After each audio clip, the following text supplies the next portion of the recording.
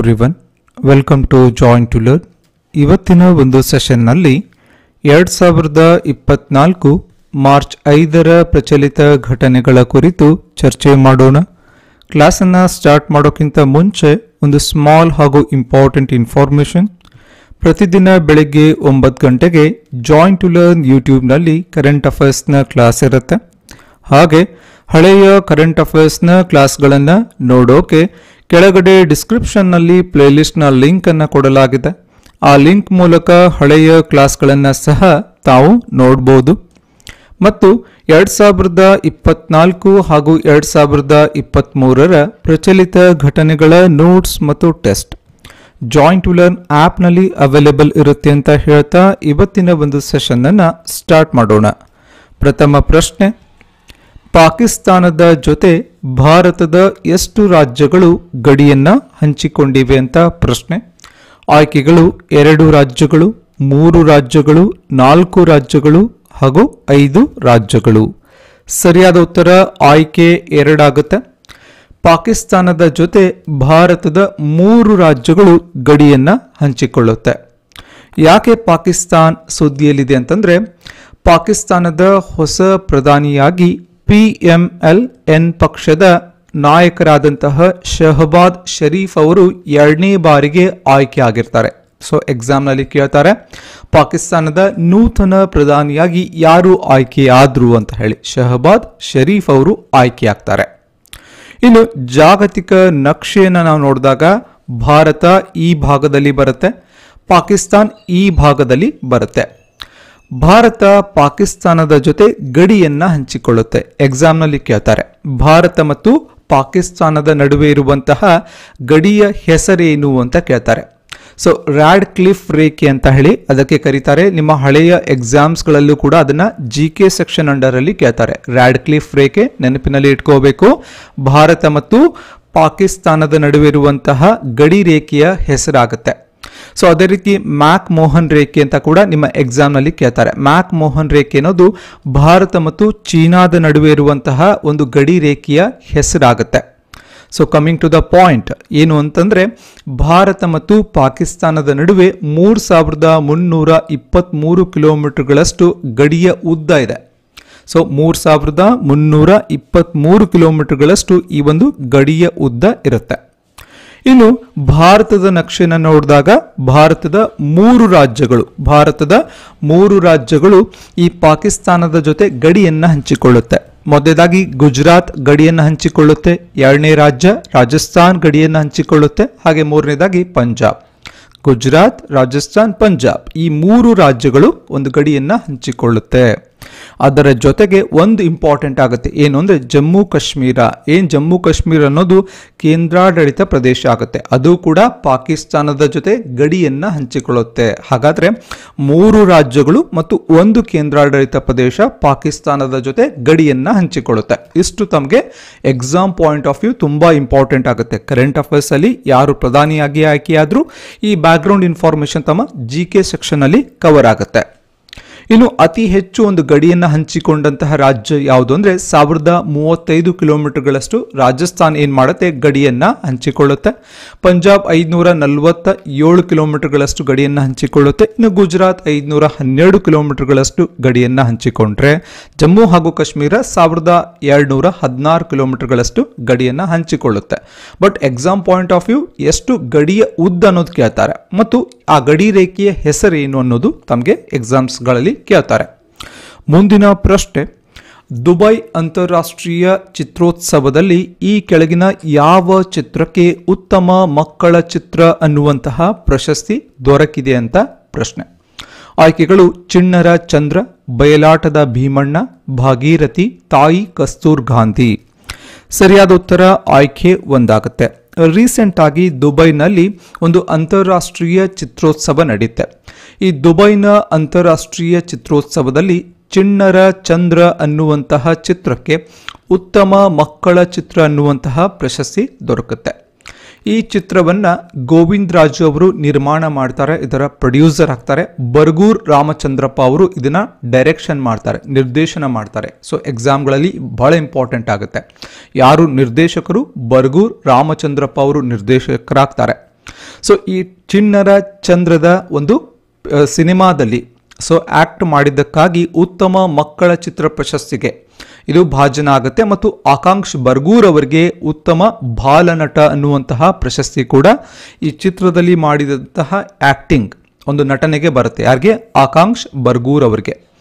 ಇನ್ನು ಈ ಚಿತ್ರ ಏನಿದೆ ಚಿಣ್ಣರ ಚಂದ್ರ ಚಿತ್ರ, ಇದು ಬರ್ಗೂರರ ಒಂದು ಅಡಗೋಲಜ್ಜಿ ಅನ್ನುವಂಥ ಕಾದಂಬರಿಯನ್ನ ಆಧಾರಿತ ಚಿತ್ರ ಆಗುತ್ತೆ.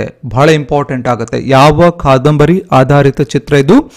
ಬರ್ಗೂರವರ ಒಂದು ಅಡಗೋಲಜ್ಜಿ ಎನ್ನುವಂತಹ ಕಾದಂಬರಿಯ ಆಧಾರಿತ ಒಂದು ಚಿತ್ರ ಆಗುತ್ತೆ. ಈ ಪಾಯಿಂಟ್ ಅನ್ನ ಕೂಡ ತಾವು ನೆನಪಿನಲ್ಲಿ ಇಟ್ಕೋಬೇಕಾಗತ್ತೆ. ಹಾಗೆ ರೀಸೆಂಟ್ ಆಗಿ ಬೆಂಗಳೂರು ಅಂತಾರಾಷ್ಟ್ರೀಯ ಚಿತ್ರೋತ್ಸವ ಕೂಡ ನಡೆಯುತ್ತೆ, ಚಲನಚಿತ್ರೋತ್ಸವ. ಅಲ್ಲಿ ಆ ಒಂದು ಇವೆಂಟ್ನ ರಾಯಭಾರಿಯಾಗಿ ಡಾಲಿ ಧನಂಜಯ ಅವರು ಆಯ್ಕೆಯಾಗಿದ್ರು. ಅದು ಕೂಡ ನಿಮ್ಮ ಎಕ್ಸಾಮ್ಗಳಲ್ಲಿ ಇಂಪಾರ್ಟೆಂಟ್ ಆಗುತ್ತೆ. ಡಾಲಿ ಧನಂಜಯ ಅವರು ಬೆಂಗಳೂರು ಅಂತಾರಾಷ್ಟ್ರೀಯ ಚಲನಚಿತ್ರೋತ್ಸವದ ರಾಯಭಾರಿಯಾಗಿ ಕೂಡ ಆಯ್ಕೆಯಾಗಿದ್ರು. ಮುಂದಿನ ಪ್ರಶ್ನೆ, ಸರ್ಕಾರದ ವರದಿಯ ಪ್ರಕಾರ ಕರ್ನಾಟಕದ ಯಾವ ಜಿಲ್ಲೆಯ ಮಕ್ಕಳ ಅಪೌಷ್ಟಿಕತೆಯಲ್ಲಿ ಪ್ರಥಮ ಸ್ಥಾನದಲ್ಲಿದೆ? ಸೊ ಮಕ್ಕಳ ಒಂದು ಅಪೌಷ್ಟಿಕತೆಯಲ್ಲಿ ಕರ್ನಾಟಕದ ಯಾವ ಜಿಲ್ಲೆ ಪ್ರಥಮ ಸ್ಥಾನದಲ್ಲಿದೆ ಅಂತ ಪ್ರಶ್ನೆ. ಸೊ ಆಯ್ಕೆಗಳು ರಾಯಚೂರು, ಬೆಳಗಾವಿ, ಕೊಡಗು, ಕಲಬುರಗಿ. ಸರಿಯಾದ ಉತ್ತರ ಆಯ್ಕೆ 2 ಆಗುತ್ತೆ. ಸೊ ಕರ್ನಾಟಕದಲ್ಲಿ ಏನು ಬೆಳಗಾವಿ ಜಿಲ್ಲೆ ಏನಿದೆ ಇದು ಮಕ್ಕಳ ಅಪೌಷ್ಟಿಕತೆಯಲ್ಲಿ ಪ್ರಥಮ ಸ್ಥಾನದಲ್ಲಿದೆ. ಸೊ ರೀಸೆಂಟ್ ಆಗಿ ಸರ್ಕಾರದ ಒಂದು ವರದಿಗಳು, ಒಂದು ಅಂಕಿ ಅಂಶಗಳು ಬಿಡುಗಡೆ ಆಗುತ್ತೆ. ರಾಜ್ಯದ 73,300 ಮಂದಿ ಮಕ್ಕಳಲ್ಲಿ ತೀವ್ರವಾದಂತಹ ಅಪೌಷ್ಟಿಕತೆ ಕಂಡು ಬರ್ತಾ ಇದೆ. ಇನ್ನು ಹೈಯೆಸ್ಟ್ ನಮಗೆ ಅಪೌಷ್ಟಿಕತೆ ಕಂಡು ಬಂದಿರೋದು ಬೆಳಗಾವಿಯಲ್ಲಿ. ಸೊ ಬೆಳಗಾವಿಲಿ ಮಕ್ಕಳ ತೂಕ ಪರೀಕ್ಷೆ ಅಂದರೆ ಕಡಿಮೆ ಮಕ್ಕಳ ತೂಕ ನಮಗೆ ಕಂಡು ಬಂದಿರೋದು 3.40 ಲಕ್ಷ ಮಕ್ಕಳಲ್ಲಿ ಕಂಡು ಬರುತ್ತೆ ಈ ಒಂದು ಬೆಳಗಾವಿ ಜಿಲ್ಲೆಯಲ್ಲಿ.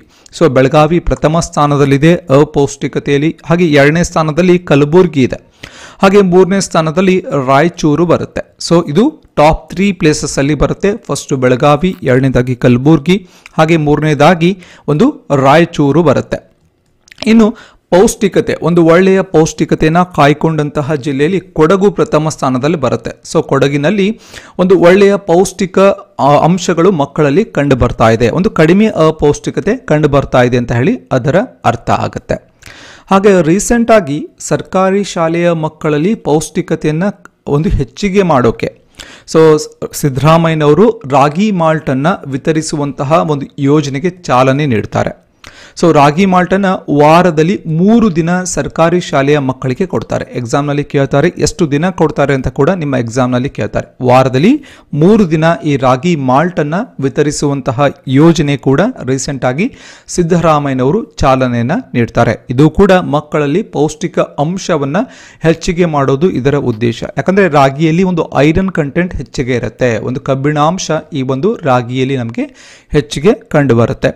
ಹಾಗೆ ಕರ್ನಾಟಕ ಇನ್ನೊಂದು ಕಾರಣಕ್ಕಾಗಿ ಸುದ್ದಿಯಲ್ಲಿದೆ. ಯಾವುದಕ್ಕೆ ಅಂದರೆ ಪಂಚಮಿತ್ರ ಪೋರ್ಟಲ್.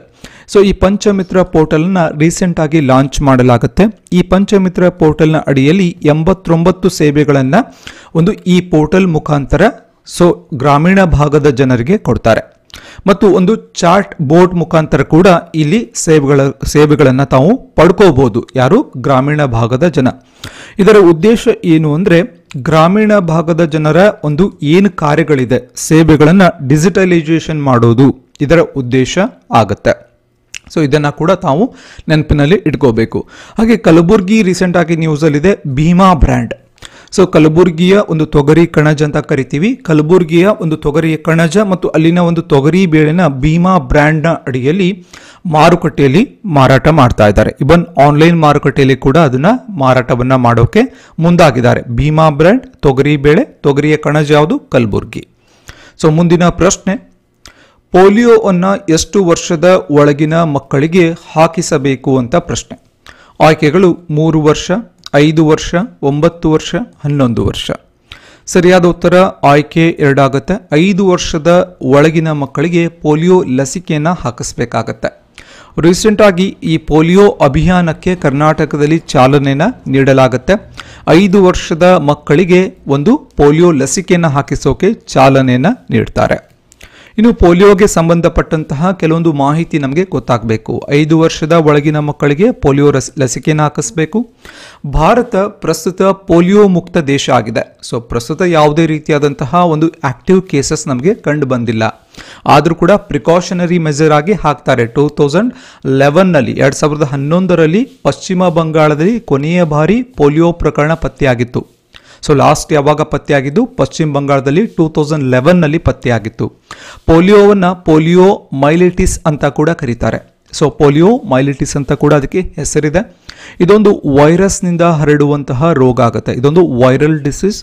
ಹಾಗೆ ಪ್ರತಿ ವರ್ಷ ಅಕ್ಟೋಬರ್ 24ರಂದು ವಿಶ್ವ ಪೋಲಿಯೋ ದಿನವನ್ನು ನಾವು ಸೆಲೆಬ್ರೇಟ್ ಮಾಡ್ತೀವಿ. ಹಾಗೆ ರೀಸೆಂಟ್ ಆಗಿ ಪಶ್ಚಿಮ ಬಂಗಾಳ ಕೂಡ ಸುದ್ದಿಯಲ್ಲಿದೆ. ಪಶ್ಚಿಮ ಬಂಗಾಳದಲ್ಲಿ ಮೊದಲ ಒಂದು ಅಂತರ್ಜಲ ಅಂದ್ರೆ ಮೊದಲ ಒಂದು ನದಿಯಲ್ಲಿ ಒಂದು ರೈಲಿನ ಸುರಂಗವನ್ನ ಇಲ್ಲಿ ಸ್ಟಾರ್ಟ್ ಮಾಡಿದ್ದಾರೆ. ಇಲ್ಲಿ ಪಶ್ಚಿಮ ಬಂಗಾಳದ ಹುಗ್ಲಿ ನದಿಯ ಅಡಿಯಲ್ಲಿ. ಸೊ ನದಿಯ ಕೆಳಗಡೆ, ಹುಗ್ಲಿ ನದಿಯ ಕೆಳಗಡೆ ಒಂದು ರೈಲ್ವೆ ಸುರಂಗವನ್ನ ಇಲ್ಲಿ ಸ್ಟಾರ್ಟ್ ಮಾಡಿದ್ದಾರೆ. ಅದರ ಬಗ್ಗೆ ಹಳೆ ಕ್ಲಾಸಲ್ಲಿ ಡೀಟೇಲ್ ಆಗಿ ನಾವು ಡಿಸ್ಕಸ್ ಮಾಡಿದ್ದೀವಿ. ದಯವಿಟ್ಟು ತಾವು ಕೆಳಗಡೆ ಡಿಸ್ಕ್ರಿಪ್ಷನ್ ಅಲ್ಲಿ ಏನು ಲಿಂಕ್ ಇದೆ, ಪ್ಲೇಲಿಸ್ಟ್ ನ ಲಿಂಕ್ ಏನಿದೆ, ಆ ಲಿಂಕ್ ಮೂಲಕ ಹಳೆಯ ಕ್ಲಾಸ್ಗಳನ್ನು ಎವ್ರಿ ಡೇ ಅಪ್ಡೇಟ್ ಮಾಡ್ಕೊಂಡಿದ್ದೆ ಆದಲ್ಲಿ ಎಲ್ಲ ಪಾಯಿಂಟ್ಸ್ಗಳು ತಮಗೆ ಕವರ್ ಆಗಿರುತ್ತೆ. ಸೊ ಮುಂದಿನ ಪ್ರಶ್ನೆ, 71ನೇ ಮಿಸ್ ವರ್ಲ್ಡ್ ಸೌಂದರ್ಯ ಸ್ಪರ್ಧೆ ಎಲ್ಲಿ ನಡೆಯುತ್ತಿದೆ ಅಂತ ಪ್ರಶ್ನೆ. ಆಯ್ಕೆಗಳು Bengaluru, Hyderabad, Chennai, Mumbai.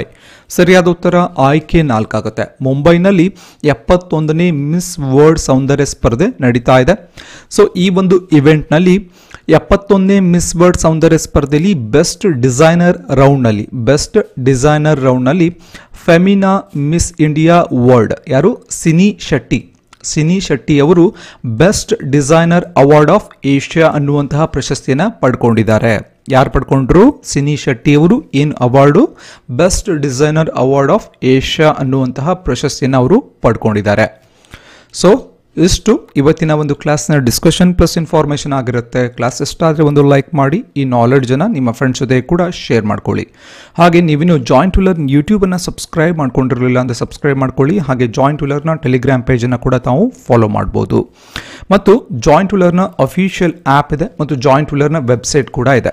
So Join To Learn app ಮತ್ತು ವೆಬ್ಸೈಟ್ನಲ್ಲಿ 2024 ಹಾಗೂ 2023ರ ಪ್ರಚಲಿತ ಘಟನೆಗಳ ನೋಟ್ಸ್ ಮತ್ತು ಟೆಸ್ಟ್ ಕೇವಲ 250 ರೂಪಾಯಿಗಳಿಗೆ ಅವೈಲೇಬಲ್ ಇರುತ್ತೆ. 2 ಇಯರ್ಸ್ನ current affairs notes and test ತಮಗೆ 250 ರೂಪೀಸ್ನಲ್ಲಿ ಅವೈಲೇಬಲ್ ಇರುತ್ತೆ. ತಮಗೇನಾದರೂ ಇಂಟ್ರೆಸ್ಟ್ ಇದ್ದರೆ ತಾವು ಒಂದ್ಸಲ ಆ್ಯಪನ್ನು ಚೆಕ್ ಮಾಡ್ಕೋಬೋದು. ಮತ್ತು KAS ಮುಖ್ಯ ಪರೀಕ್ಷೆ, KAS ಮೇನ್ಸ್ ಪರೀಕ್ಷೆಗೆ ಸಂಬಂಧಿಸಿದ ಒಂದು ಕ್ಲಾಸ್ ಮತ್ತು ನೋಟ್ಸ್ಗಳು ಕೂಡ ಅವೈಲೇಬಲ್ ಇರುತ್ತೆ. ಮತ್ತು ಗ್ರಾಮ ಆಡಳಿತ ಅಧಿಕಾರಿಯ ಒಂದು ನೋಟ್ಸ್ ಮತ್ತು ಟೆಸ್ಟ್ಗಳು ಕೂಡ ಅವೈಲೇಬಲ್ ಇರುತ್ತೆ.